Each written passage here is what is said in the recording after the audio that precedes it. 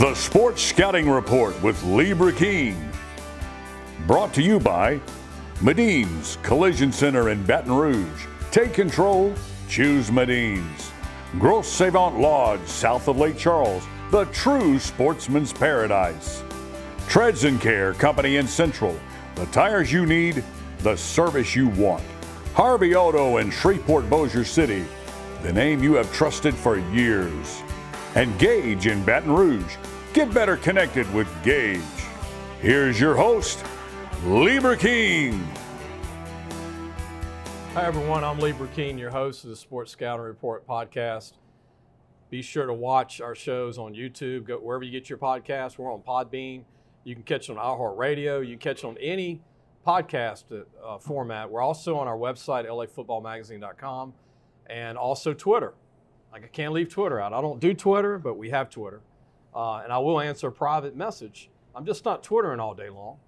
But our guest today, and I'm honored to have him, former LSU linebacker, Tiger, great, Ron Sancho, who played at Archbishop Shaw High School in New Orleans, the West Bank, Louisiana, was a two-time All-SEC linebacker, second in sacks in the career of LSU sacks.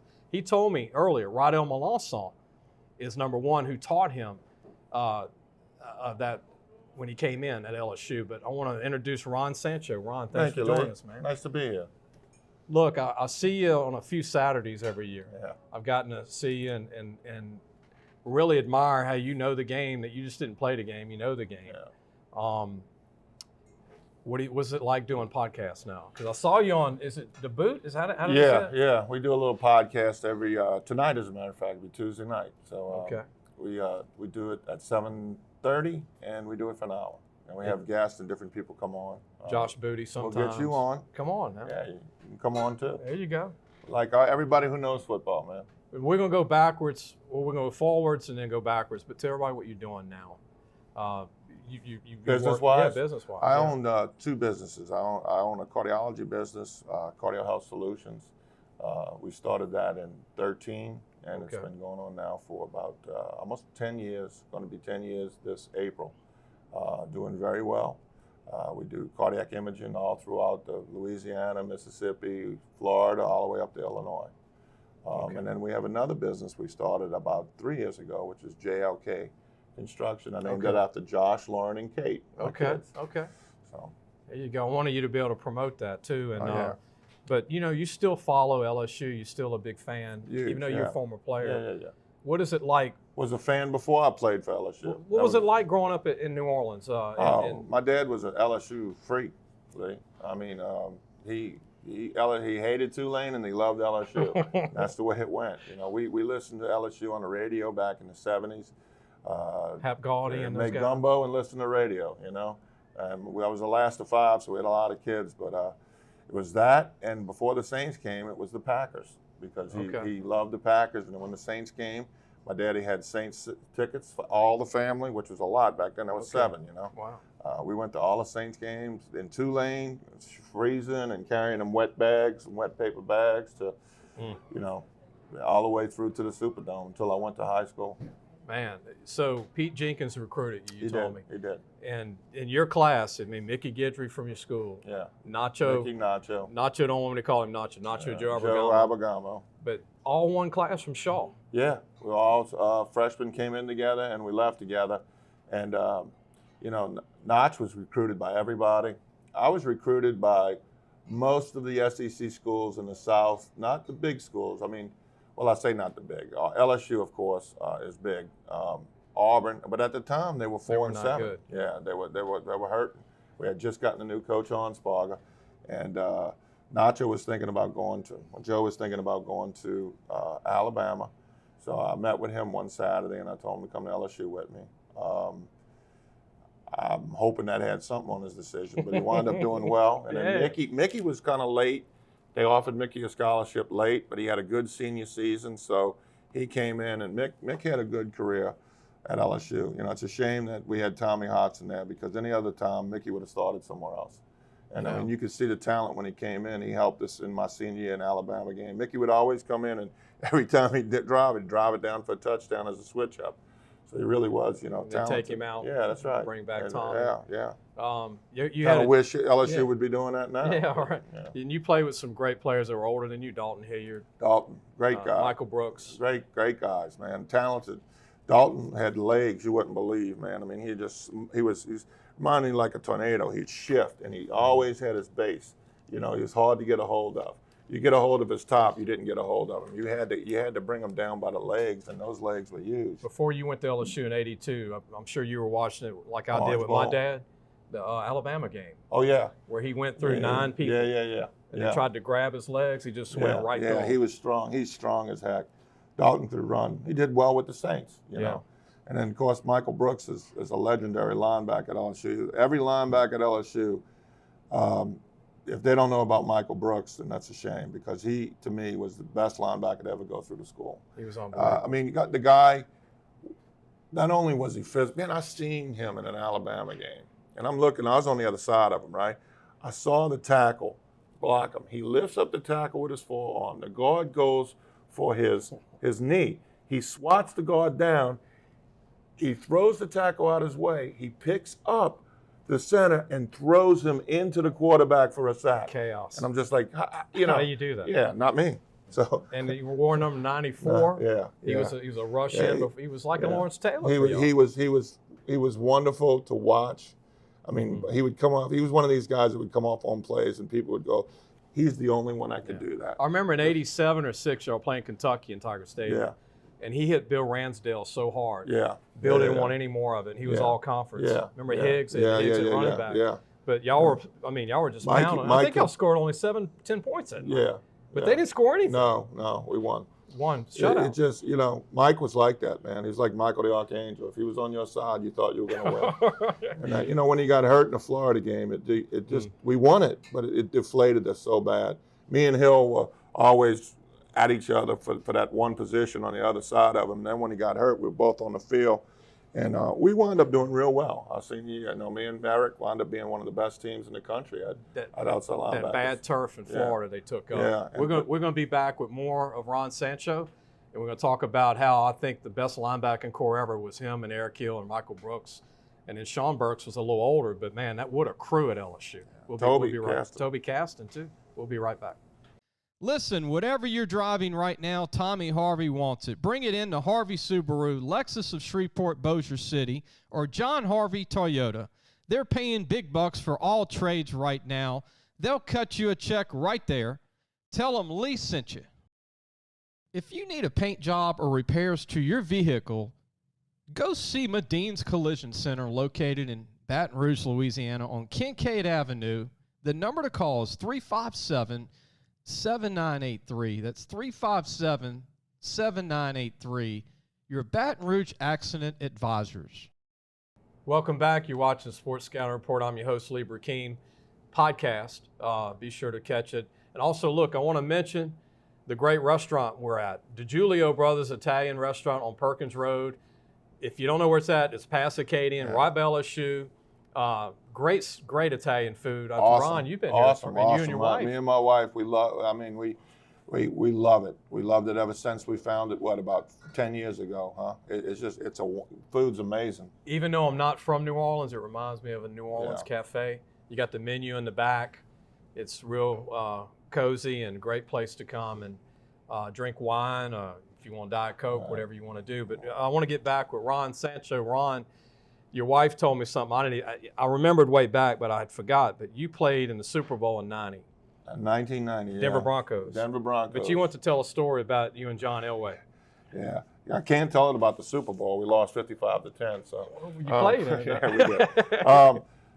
We were just getting off of practice, and since I was from LSU and I was local, and a lot of the local guys knew me, well, I'm getting off the bus, and Elway's in front of me, and he walks off on a practice bus because we practiced down at Tulane, and we had to go back to the hotel. So he walks off, and he's going in. You see all these reporters coming, and he's like shaking his head like, oh, no, I don't want to see these guys. I don't want to talk. I just want to go in.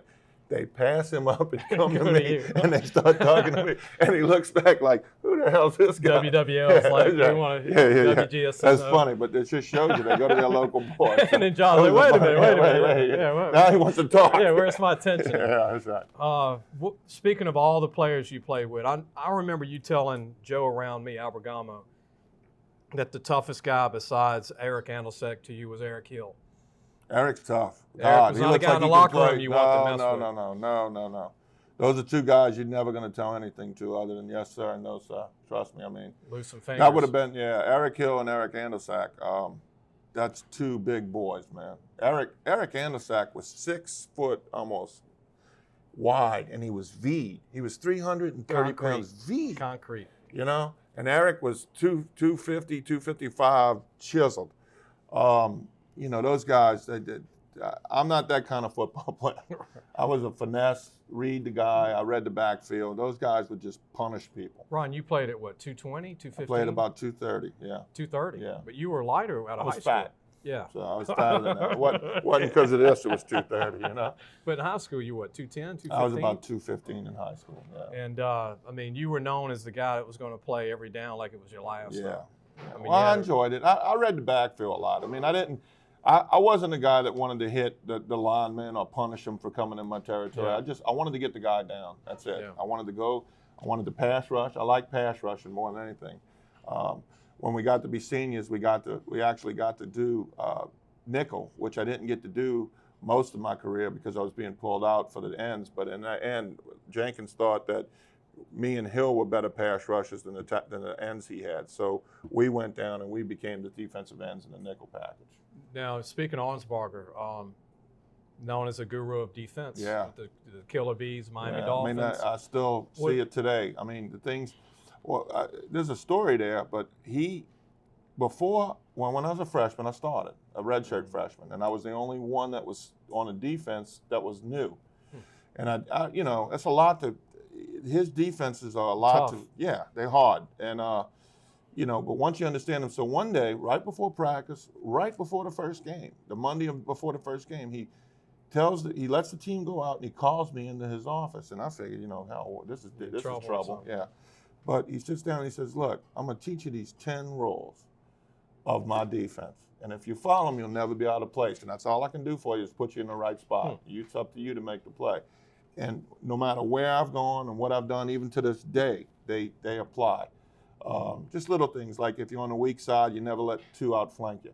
You know what I'm saying? You never let the second guy outflank you, and you make sure that, and no matter what, if you're going to jam somebody, jam them to the outside and make them throw through you. You know, don't ever let them go on the inside. That's why sometimes in LSU you see them backing up, it drives me crazy because it's so quick to have that quick hitch. Yeah. You can't stop it. How are you going to stop it? You know, get up on the line just like today. With Tennessee, we got a safety playing down to the 5-yard line for that touchdown. He just did a hitch right in the middle. You can't cover that quick. Yeah. You know, but anyway. So little things like that. But it wound up being beneficial to me, and it got me in the NFL, and it got me to the Super Bowl. Second in career sacks with LSU. In the history of LSU with 23 sacks. Rydell Malonsaw, 25. You want to talk about Rydell? Yeah, Rydell, I tell you, if I had to lose it to somebody, I would love to lose it to him because he helped me. Rydell will tell you this. When I came in, he was leaving. He was a senior, and I was coming in as a freshman. All summer long, I got there early, more than most freshmen at the time, because you couldn't do it like you can now, where you leave school and everything. You had to finish. Well, I got there early, and me and him trained all summer long. I mean, and he would give me tips on playing linebacker and things like that. So, you know, it's great to lose it to him because he's the one who actually helped me develop that. I remember as a teenager watching A&M game when you were redshirt freshman. Yeah. And Sammy Martin had that long run. Remember that little hit? That little hit, and then Tommy Hodson was his first redshirt game. Yeah. Y'all were all redshirts. Yeah. Sammy Martin from De La Salle High School in New Orleans. Tommy Hodson from Central Lafourche. Yeah. And Lockport. We'll be right back with more of Ron Sancho. We're going to talk LSU football the next 2 segments. We're not going to leave anything out. We're just going to tell it like it is. We'll be right back. What does that bug man do? Not only do we do pest control, we do odor control, bat removal, moisture control, rodents, and of course, bed bug control. Give the bug man a call. We get them before they get you. Gros Savon Lodge, the true sportsman's paradise. Gros Savon Lodge has fresh and saltwater fishing, alligator hunting, waterfowl hunting, and eco tours located south of Lake Charles, Louisiana. Give them a call at 337-598-2357. That number to call again is 337-598-2357, and have the time of your life. Welcome back, Lee Burkeen, your host of the Sports Scouting Report podcast. We got Ron Sancho, former linebacker, great. Hey, we're going right into LSU football. The fans want this. We've got a great here who follows the game. He watches every game. He breaks it down. He's going to tell the truth today because Ron's a tell the truth kind of guy, and I am too. But he's going to tell it playing the game. And I want to start with LSU, Ron. Job the offensive coordinator's done, you think, up to this point? Poorly. I'd have to say, I know he's trying to establish a new program, but quarterbacks now throw the ball. Yeah. And look, and this Daniels, he runs really great, and he's won some games. Yeah. But in the SEC, they're going to spy on him like they did against Tennessee. And they're going to shut the running game down and make you throw. And if you don't throw, you're going to lose. I mean, you're in a system, SEC, that's so close to the NFL, and you got ex-NFL coaches in there. They know how to shut things down and make you one-dimensional, and you got to be able to open it up with that one dimension. You got to be able to use the other dimension to open up the running game. They shut our running game down this week because the quarterback runs, and he did not throw, and he chose not to throw, and you got behind so quick. Special teams is a disaster, too. I mean, they've needed to improve. We're gonna get to that. Yeah. But I mean, it put the defense out there. You can't ask your defense. They played a pretty good first half. Yeah. Considering all the stuff they had, they only let one touchdown, right? But you can't let your defense with no hope out there. Yeah. And Ron, I know how that is. The bad news is they go to Gainesville, and the best Mike linebacker in the SEC who reads that you would respect is a spy. Right. So how are they going to handle him? No. I mean, he's 240, You're going to have to he's throw 6'1". it. Throw it. I mean, look, I think Daniels has a decent arm. I don't know why they're not instilling more faith in him with his arm and giving him something to throw at quick to where, you don't have to go through a progression. You get a quick hitch, you get a quick throw. You don't have to do these outs where you got the ball hanging out there for 15 yards, or 15 seconds. What about screen pass? Yeah, well, what about them? To use them. Yeah, I agree. It's just, what about him? There's all kinds of things you can do to help this quarterback and get him faith in his arm. He looks like when he throws it, it's decent, but he chooses not to throw it and run it, and you can't do that in the SEC. And you gotta Somebody's going to bring you down. And Ron, I noticed he doesn't look to the middle of the field ever. No. And it's open. No. I want tight ends, anybody. Yeah. Moving on to the next run game, I want to mention this before I get your opinion. Heck, since I was a little boy, going back to when you played, you had Dalton Hilliard, Gary James. Running you back, had Joseph Haddad, Jacob Hester. You had Dominique Fuller, Davis, Harvey Williams, Dominique Davis, LeBrandon Tollfield. Just lost Ty Davis, Clyde Edwards-Helaire. Yeah. Now Ty Davis, and now you got good backs, but you don't have an elite back. Yeah. But the run game. Well, I think the run game one is hurt by the offensive line, which is young. We just found our offensive line at the second week, and at halftime, right? So we went with it. We need to commit to the run game, and we need to have our quarterback open it up with the pass. If I know somebody's going to run, I'm just going to do a run blitz, and I'm going to spy on the quarterback. And you can go back there all you want, but he holds the ball long enough to get sacked. Yeah. Get rid of it. Do some quick passes and some quick screens, slants, ends, over them. What happened to over the middle with the tight end? But you know what I noticed, Ron? None of these running backs have a burst. No. 40's overrated. Dalton Hilliard didn't run fast 40, but he burst. No. Dalton Hilliard wasn't fast. He was quick. Very quick. But they don't have a guy that has a burst. Right. And they don't have the O-line to. Well, we had Gary James. He had a hell of a burst. But, I think these guys, first of all, I think it all starts with the quarterback. Him holding the ball and running it so much is taken away from, Boutte. People are mad at Boutte for his attitude, but the kid's an all-American receiver who has a quarterback that doesn't choose to throw the ball. Yeah. I'm not saying he can't. Yeah. Okay, I think he's got a pretty decent arm, and I think I don't know what the issue is with his lack of inspiration to throw the ball. But it's got to start there because that'll shut your running game down. Your quarterback sets the tone for the entire game. And don't try to please the public, right? They went No. 80% pass in this game. No. Not balanced enough. No. You No. can't go 80% pass No. when you can't No, throw no, it. no. We're going to take a break. When we come back, we're going to talk about linebackers, get Ron's thoughts. Quarterback, we already mentioned. LSU did beat a top 15 team in Mississippi State. I think Mississippi State's pretty good. No, that's right. And if people say it's rebuild, look at beating Mississippi State. They were a top 15 team. They might be in the top 10, Ron, if they beat Alabama finally. Yeah, But we came back. We coming back to beat these teams like Mississippi State. What I'm talking about is just blowing them out the gate from gate one. Right. You can't depend on your second half Yeah. all the time. We're going to take a break. We'll be back with more of Ron Sancho. Gage has served Louisiana for over 40 years. Let Gage create a custom tailored solution for your business and become your partner in technology. Give them a call today at 225-753-4243 and help your business get better connected with Gage. Listen, whatever you're driving right now, Tommy Harvey wants it. Bring it in to Harvey Subaru, Lexus of Shreveport, Bossier City, or John Harvey Toyota. They're paying big bucks for all trades right now. They'll cut you a check right there. Tell them Lee sent you. Welcome back. Lee Burkeen, your host of Sports Scouting Report podcast. Go on YouTube and like it. Subscribe to it. It's free. It'll help us grow. We hit the mark, Nolan told me the other day, which is good. We're growing. You can go to also our website, lafootballmagazine.com. I didn't start this when Ron played, but we started at 97. And so from 97 to now, 26 years, get the Preview Magazine, go to lafootballmagazine.com, or go to Twitter.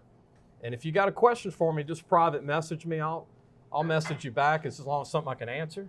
But we want to continue with Ron Sancho, former LSU Tiger, linebacker. Linebackers.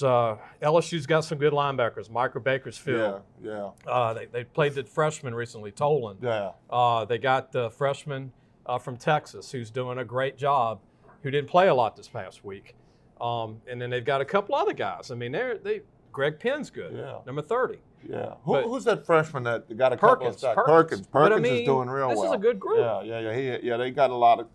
I tell you, I think the defense played a very good first half, as good as you could in that situation. You fumbled the ball. I know they scored. Really, they went down, but second half, I just think, they got burned out. They were on the field too long. It's first of all, it's a 11 o'clock game, which is not an excuse, but I've never been a fan of those because you get used to playing at 7 at night. Yeah. That's when you want to play. Yeah. Maybe away games you play at 1 or 2, but 11 o'clock game, I hate when they do that. But the defense, I just think we got a good defense. We just got to get them some help with the offense. Now, let me ask you this, Ron. And that was a hard scheme to defend. Florida State game, they played soft, Yeah. zone. Yeah. They played a little zone with Tennessee. They played a little soft this week, too. The safeties did. They can't do that against Florida again, huh? No. Well, Because they beat Tennessee LSU likes to spread you out, okay? And they dependent on that. And what they're saying is my 4 receivers are going to be better than any 4 cornerbacks you got, so you're not going to be able to press me. But that's exactly what you got to do. And they went deep 6 That's times, right. and all Yeah. 6 completed. Yeah. But you got to press them, and that's because they're letting them run off the ball, especially the safeties. The safety was back for that one touchdown they had right before the half. The safety was back on the 5-yard line. They got the ball on the 15. All he did was a quick slant. Boom, right there. Why are they not delaying the route? Well, that's my point. And why not be, I was taught when you jam, we did this for the Black Death. When Sterling Sharp, who was a great South receiver. Carolina, Todd Ellis. Me and Hill, Onsberger had me and Hill say, okay, I don't think I have cornerbacks because he's such a big receiver. I'm going to put my 2 big boys on him.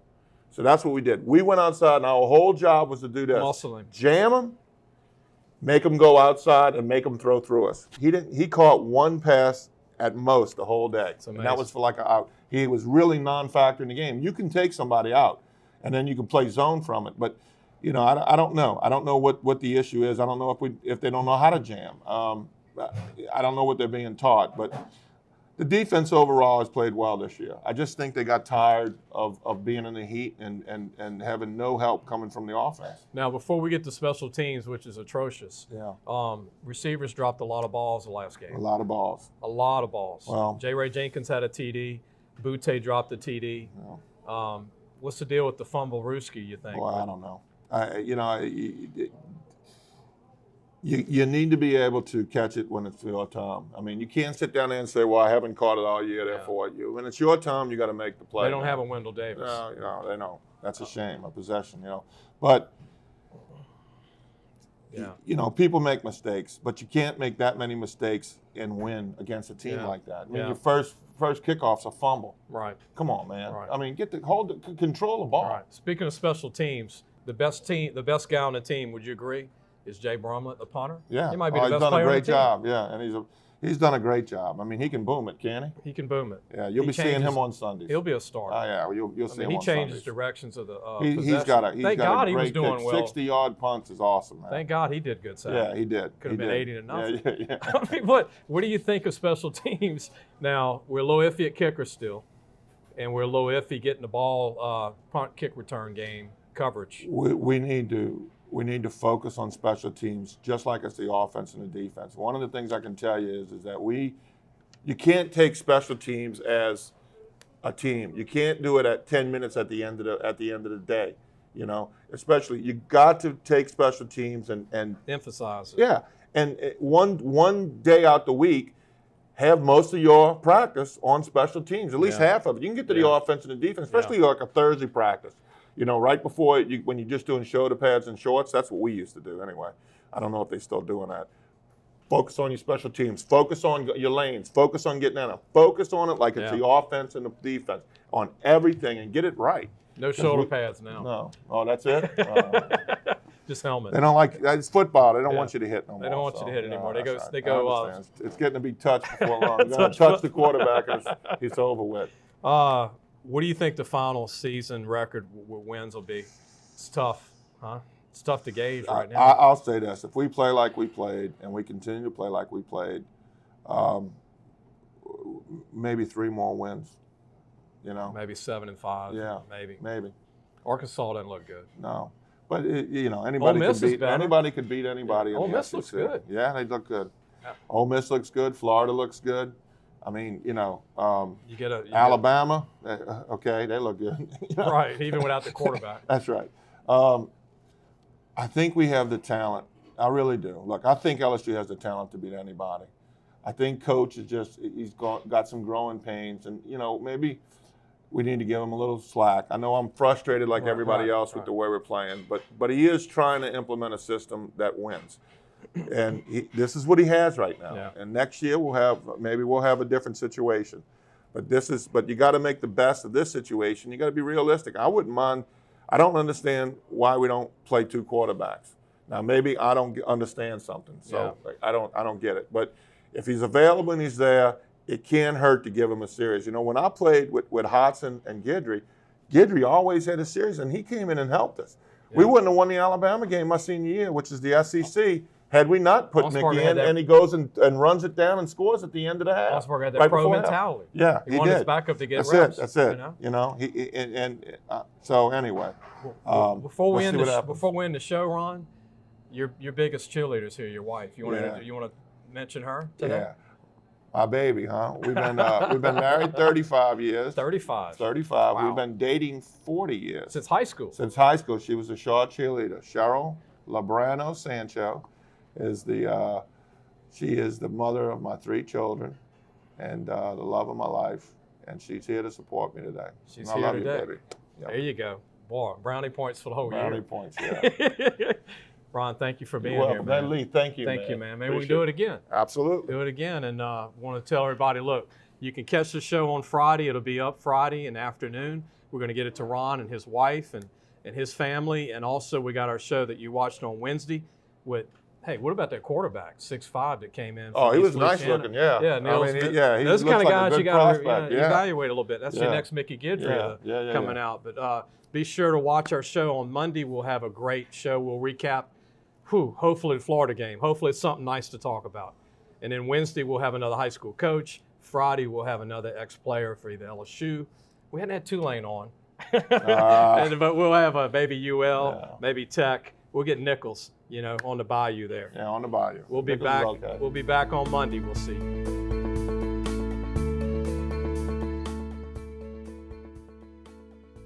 Thanks for listening to the Sports Scouting Report podcast with Lee Burkeen.